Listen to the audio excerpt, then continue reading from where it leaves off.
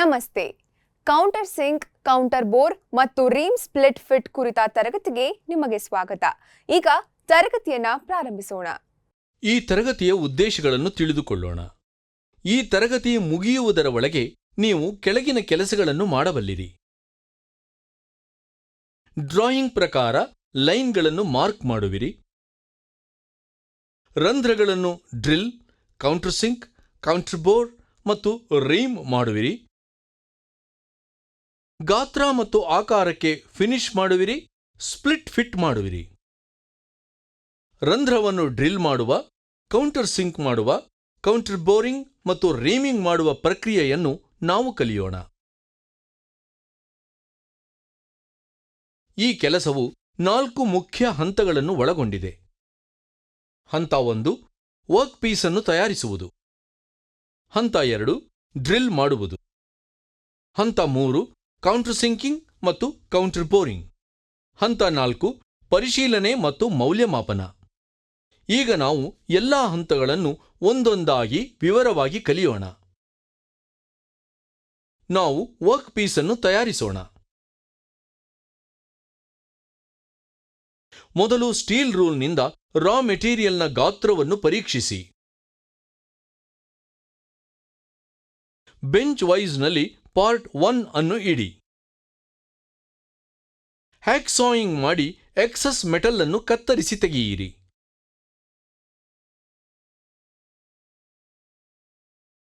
Drawing ಪ್ರಕಾರ ಗಾತ್ರಕ್ಕೆ file ಮಾಡಿ ಮತ್ತು ಆಕಾರ ನೀಡಿ.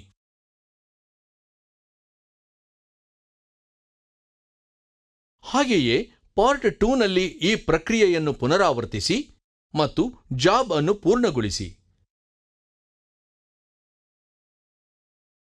ನಾವೀಗ ಪಾರ್ಟ್ 3 ಒಂದಿಗೆ ಕೆಲಸ ಮಾಡೋಣ. ಡ್ರಾಯಿಂಗ್ ಪ್ರಕಾರ ಡೈಮೆನ್ಷನ್ ಲೈನ್ಗಳನ್ನು ಗುರುತಿಸಿ ಮತ್ತು ವಿಟ್ನೆಸ್ ಮಾರ್ಕ್ಗಳನ್ನು ಪಂಚ್ ಮಾಡಿ. ಗರಗಸದಿಂದ ಹೆಚ್ಚುವರಿ ಲೋಹವನ್ನು ಕತ್ತರಿಸಿ ತೆಗೆದುಹಾಕಿ ಮತ್ತು ಡ್ರಾಯಿಂಗ್ ಪ್ರಕಾರ ಗಾತ್ರಕ್ಕೆ ಫೈಲ್ ಮಾಡಿ ಮತ್ತು ಆಕಾರ ನೀಡಿ. ಫೈಲ್ ಮಾಡಿ ಮತ್ತು ಪಾರ್ಟ್ 3ರ ಒಟ್ಟಾರೆ ಗಾತ್ರಕ್ಕೆ 29 mm x 29 mm x 9 mm ಗಾತ್ರಕ್ಕೆ ಪ್ಯಾರಲಲಿಸಮ್ ಮತ್ತು ಪರ್ಪೆಂಡಿಕ್ಯುಲಾರಿಟಿ ಇರಲಿ.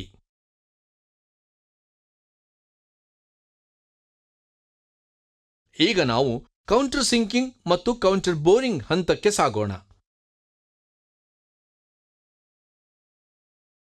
ಪಾರ್ಟ್ 1, 2, 3 ಇವುಗಳನ್ನು ಮ್ಯಾಚ್ ಮಾಡಿ ಮತ್ತು 3 ತುಂಡುಗಳನ್ನು ಸ್ಪ್ಲಿಟ್ ಫಿಟ್ ಆಗಿ ಮಾಡಿ. ಅಂತಿಮವಾಗಿ ವರ್ಕ್ ಪೀಸ್ಗಳನ್ನು ಪರಿಶೀಲಿಸಿ ಮತ್ತು ಮೌಲ್ಯಮಾಪನ ಮಾಡಿ. ಜಾಬ್ಗಳ ಎಲ್ಲಾ ಸರ್ಫೇಸ್ಗಳು ಮತ್ತು ಕಾರ್ನರ್ಗಳನ್ನು ಡಿಬಾರ್ ಮಾಡಿ. ಜಾಬ್ ಡ್ರಾಯಿಂಗ್ ಪ್ರಕಾರ ರಂಧ್ರದ ಸೆಂಟರ್ಗಳನ್ನು ಮಾರ್ಕ್ ಮಾಡಿ ಮತ್ತು ಪಾರ್ಟ್ 1 ಮತ್ತು 2 ಅಲ್ಲಿ ಪಂಚ್ ಮಾಡಿ.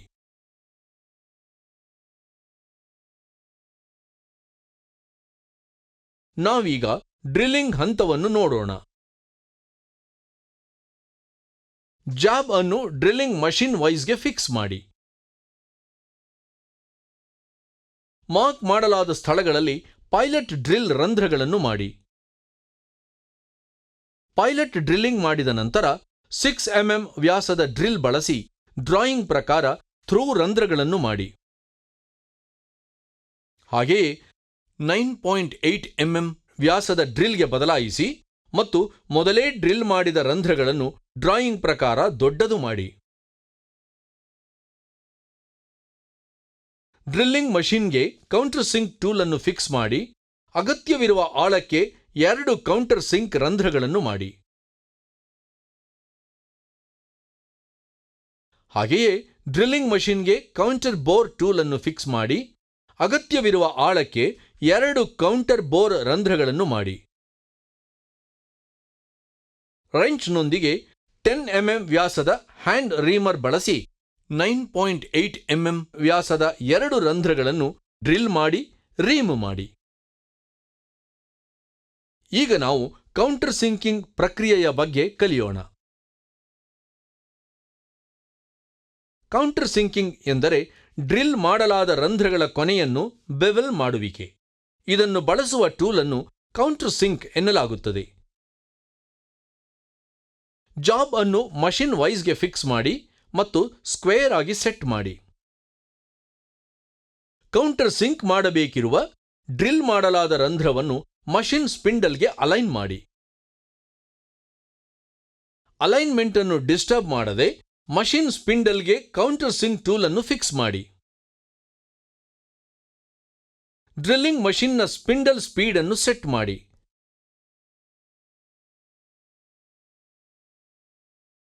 ಕೌಂಟರ್ ಸಿಂಕಿಂಗ್ನ ಕಟಿಂಗ್ ಸ್ಪೀಡ್ ಡ್ರಿಲ್ಲಿಂಗ್ ಸ್ಪೀಡ್ನ 1/3 ಇರಬೇಕು. ಸ್ಕ್ರೂ ಹೆಡ್ನ ಹೆಡ್ ಉದ್ದದಷ್ಟು ಆಳಕ್ಕೆ ಮಾತ್ರ ಕೌಂಟರ್ ಸಿಂಕ್ ರಂಧ್ರ ಮಾಡಿ. ಮುಂದೆ ನಾವು ಕೌಂಟರ್ ಬೋರಿಂಗ್ ಪ್ರಕ್ರಿಯೆಯ ಬಗ್ಗೆ ಕಲಿತುಕೊಳ್ಳೋಣ. ಕೌಂಟರ್ ಬೋರಿಂಗ್ ಎಂದರೆ ಕೌಂಟರ್ ಬೋರ್ ಟೂಲ್ನ ಸಹಾಯದಿಂದ ಈ ಮೊದಲೇ ಇದ್ದ ರಂಧ್ರದ ಡಯಾಮೀಟರ್ನ ನಿರ್ದಿಷ್ಟ ಆಳಕ್ಕೆ ಹೆಚ್ಚಿಸುವ ಕೆಲಸವಾಗಿದೆ. ಸ್ಕ್ರೂ ಗಾತ್ರಕ್ಕೆ ತಕ್ಕಂತೆ ಕೌಂಟರ್ ಬೋರ್ ಟೂಲ್ ಅನ್ನು ಆಯ್ಕೆ ಮಾಡಿ.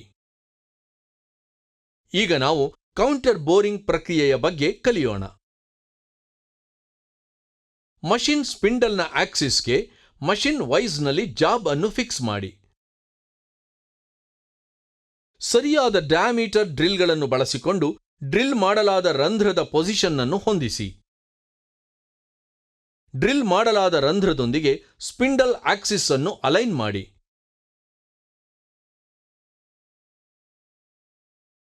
ನಿಖರವಾದ ಕೆಲಸಕ್ಕಾಗಿ ನಾವು 1 ಸೆಟ್ಟಿಂಗ್ನಲ್ಲಿ ಡ್ರಿಲ್ ಮತ್ತು ಕೌಂಟರ್ ಬೋರ್ ಮಾಡಬೇಕಾಗುತ್ತದೆ. ಡ್ರಿಲ್ಲಿಂಗ್ ಮಷಿನ್ ಸ್ಪಿಂಡಲ್ನಲ್ಲಿ ಕೌಂಟರ್ ಬೋರ್ ಟೂಲ್ ಅನ್ನು ಮೌಂಟ್ ಮಾಡಿ ಮತ್ತು ಫಿಕ್ಸ್ ಮಾಡಿ. ಅಲೈನ್ಮೆಂಟ್ಗೆ ತೊಂದರೆಯಾಗದಂತೆ ಡ್ರಿಲ್ಲಿಂಗ್ ಮಷಿನ್ನ ಸ್ಪಿಂಡಲ್ ವೇಗವನ್ನು ಸೆಟ್ ಮಾಡಿ. ಸ್ಕ್ರೂ ಹೆಡ್ನ ದಪ್ಪಕ್ಕಿಂತ ಸ್ವಲ್ಪ ಹೆಚ್ಚು ಆಳಕ್ಕೆ ರಂಧ್ರವನ್ನು ಕೌಂಟರ್ ಬೋರ್ ಮಾಡಿ. ಕೌಂಟರ್ ಬೋರ್ ರಂಧ್ರದ ಆಳವನ್ನು ನಿಯಂತ್ರಿಸಲು ಡೆಪ್ತ್ ಸ್ಟಾಪ್ ಸಿಸ್ಟಮ್ ಅನ್ನು ಬಳಸಿ. ವರ್ನಿಯರ್ ಕ್ಯಾಲಿಪರ್ ಸಹಾಯದಿಂದ ಕೌಂಟರ್ ಬೋರ್ಡ್ ರಂಧ್ರದ ಆಳವನ್ನು ಪರಿಶೀಲಿಸಿ. ಮುಂದೆ ನಾವು ಡ್ರಿಲ್ ಮಾಡಿದ ರಂಧ್ರಗಳನ್ನು ಹ್ಯಾಂಡ್ ರೀಮರ್ ಬಳಸಿಕೊಂಡು ರೀಮ್ ಮಾಡುವ ಬಗ್ಗೆ ಕಲಿಯೋಣ. ರೀಮರ್ ಎಂಬುದು ಮಲ್ಟಿಪಾಯಿಂಟ್ ಕಟಿಂಗ್ ಟೂಲ್ ಆಗಿದ್ದು, ಹಿಂದೆ ಡ್ರಿಲ್ ಮಾಡಲಾದ ರಂಧ್ರಗಳನ್ನು ನಿಖರವಾದ ಗಾತ್ರಗಳಿಗೆ ಫಿನಿಶ್ ಮಾಡಲು ಬಳಸಲಾಗುತ್ತದೆ. ರೀಮಿಂಗ್ ಉತ್ತಮ ಗುಣಮಟ್ಟದ ಮೇಲ್ಮೈ ಫಿನಿಶ್ ಮತ್ತು ಕ್ಲೋಸ್ ಲಿಮಿಟ್ಗೆ ಡೈಮೆನ್ಷನಲ್ ಆಕ್ಯುರಸಿ ನೀಡುತ್ತದೆ.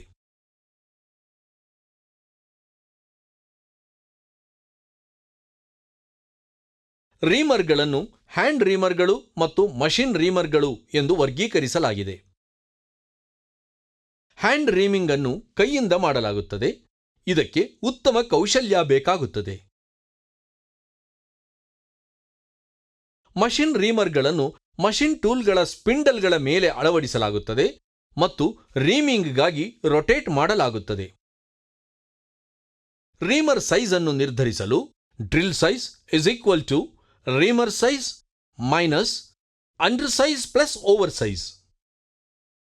ರೀಮಿಂಗ್ ಸ್ಟೇಜ್ ಬಗ್ಗೆ ಈಗ ಕಲಿತುಕೊಳ್ಳೋಣ. ವರ್ಕ್ ಅನ್ನು ಬೆಂಚ್ ವೈಸ್ಗೆ ಫಿಕ್ಸ್ ಮಾಡಿ. ಫಿನಿಶ್ ಮಾಡಲಾದ ಮೇಲ್ಮೈಗಳನ್ನು ಪ್ರೊಟೆಕ್ಟ್ ಮಾಡಲು ವಾಯ್ಸ್ ಕ್ಲಾಂಪ್ಗಳನ್ನು ಬಳಸಿ. ಜಾಬ್ ಸರಿಯಾದ ಪೊಸಿಷನ್ನಲ್ಲಿದೆ ಎಂಬುದನ್ನು ಖಚಿತಪಡಿಸಿಕೊಳ್ಳಿ. ಸ್ಕ್ವೇರ್ ಎಂಡ್ನಲ್ಲಿ ರೆಂಚ್ ಅನ್ನು ಫಿಕ್ಸ್ ಮತ್ತು ರಂಧ್ರಕ್ಕೆ ವರ್ಟಿಕಲ್ ಆಗಿ ರೀಮರ್ ಅನ್ನು ಇರಿಸಿ. ಟ್ರೈ ಸ್ಕ್ವೇರ್ ಮೂಲಕ ಅಲೈನ್ಮೆಂಟ್ ಅನ್ನು ಪರಿಶೀಲಿಸಿ ಮತ್ತು ಅಗತ್ಯವಿದ್ದರೆ ಕರೆಕ್ಷನ್ಗಳನ್ನು ಮಾಡಿ. ರೆಂಚ್ ಅನ್ನು ಕ್ಲಾಕ್ ವೈಸ್ ತಿರುಗಿಸಿ. ಇದೇ ಸಮಯದಲ್ಲಿ ಸ್ವಲ್ಪ ಕೆಳಮುಖವಾಗಿ ಪ್ರೆಷರ್ ಹಾಕಿ. ರೆಂಚ್ನ ಎರಡೂ ತುದಿಗಳಲ್ಲಿ ಪ್ರೆಷರ್ ಅನ್ನು ಸಮವಾಗಿ ಹಾಕಿ.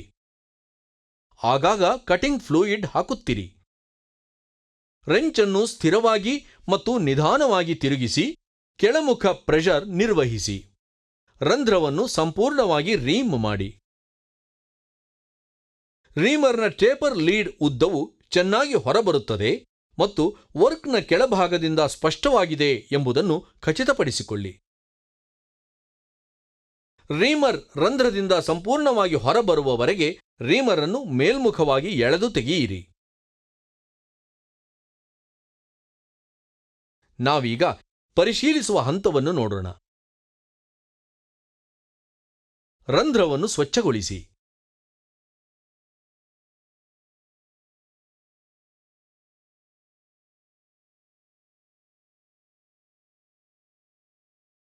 ಸ್ಟ್ಯಾಂಡರ್ಡ್ ಸಿಲಿಂಡ್ರಿಕಲ್ ಪಿನ್ಗಳಿಂದ ಅಕ್ಯುರಸಿಯನ್ನು ಪರೀಕ್ಷಿಸಿ. ರೀಮ್ ಮಾಡುವಾಗ ತೆಗೆದುಕೊಳ್ಳಬೇಕಾದ ಮುನ್ನೆಚ್ಚರಿಕೆ ಕ್ರಮಗಳ ಬಗ್ಗೆ ಕಲಿತುಕೊಳ್ಳೋಣ. ವಿರುದ್ಧ ದಿಕ್ಕಿನಲ್ಲಿ ತಿರುಗಿಸಬೇಡಿ, ಇದರಿಂದ ರೀಮ್ ಮಾಡಲಾದ ರಂಧ್ರವು ಸ್ಕ್ರ್ಯಾಚ್ ಆಗುತ್ತದೆ. ರೀಮರ್ನ ತುದಿ ವೈಸ್ಗೆ ಹೊಡೆಯದೇ ಇರುವಂತೆ ನೋಡಿಕೊಳ್ಳಿ. ಪುನರವಲೋಕನ. ನಾವು ಈ ಕೆಳಗಿನವನ್ನು ಕಲಿತಿದ್ದೇವೆ. ಡ್ರಾಯಿಂಗ್ ಪ್ರಕಾರ ಲೈನ್ಗಳನ್ನು ಮಾರ್ಕ್ ಮಾಡುವುದು, ರಂಧ್ರಗಳನ್ನು ಡ್ರಿಲ್, ಕೌಂಟರ್ಸಿಂಕ್, ಕೌಂಟರ್ಬೋರ್ ಮತ್ತು ರೀಮ್ ಮಾಡುವುದು, ಗಾತ್ರ ಮತ್ತು ಆಕಾರಕ್ಕೆ ಫಿನಿಶ್ ಮಾಡುವುದು, ಸ್ಪ್ಲಿಟ್ ಫಿಟ್ ಮಾಡುವುದು. ಕೌಂಟರ್ ಸಿಂಕ್, ಕೌಂಟರ್ ಬೋರ್ ಮತ್ತು ರೀಮ್ ಸ್ಪ್ಲಿಟ್ ಫಿಟ್ ಬಗ್ಗೆ ಇಲ್ಲಿಗೆ ತರಗತಿ ಮುಗಿಯಿತು. ನೀವು ಎಲ್ಲ ಪರಿಕಲ್ಪನೆಗಳು ಮತ್ತು ಅಭ್ಯಾಸಗಳನ್ನು ಅರ್ಥ ಮಾಡಿಕೊಂಡಿದ್ದೀರಿ ಎಂದು ಭಾವಿಸುತ್ತೇವೆ. ಮುಂದಿನ ತರಗತಿಯಲ್ಲಿ ನಿಮ್ಮನ್ನು ಭೇಟಿ ಮಾಡುತ್ತೇವೆ.